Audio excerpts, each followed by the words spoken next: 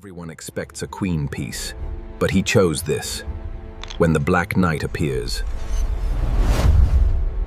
White begins with the pawn from d2 to d4. Black replies with the pawn from d7 to d5.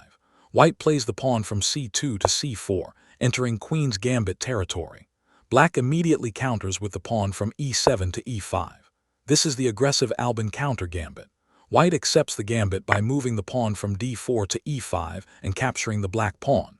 Black then pushes the pawn from d5 to d4, gaining space and creating a dangerous passed pawn deep in White's position.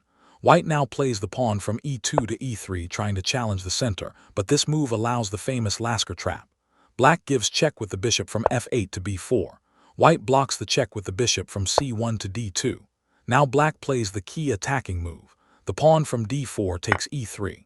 This pawn is now doing all the work. White sees the bishop on b4 and captures it with the bishop from d2 to b4. It looks natural, but this is the losing move.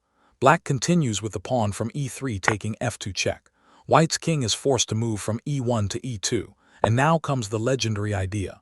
Black's pawn from f2 takes g1, captures the knight, and promotes to a knight with check. This is the brilliant point of the trap. Black does not promote to a queen. If Black promotes to a queen, White can escape with queen takes d8 check, but promotion to a knight gives immediate check and keeps the attack going. White removes the new knight with the rook from h1 to g1, but Black is still winning. The bishop from c8 comes to g4 with check. This is a skewer. The White king on e2 is attacked, and the White queen on d1 is behind it. Once the king moves, Black takes the queen. That is the famous Lasker Trap in the Albin Counter-Gambit.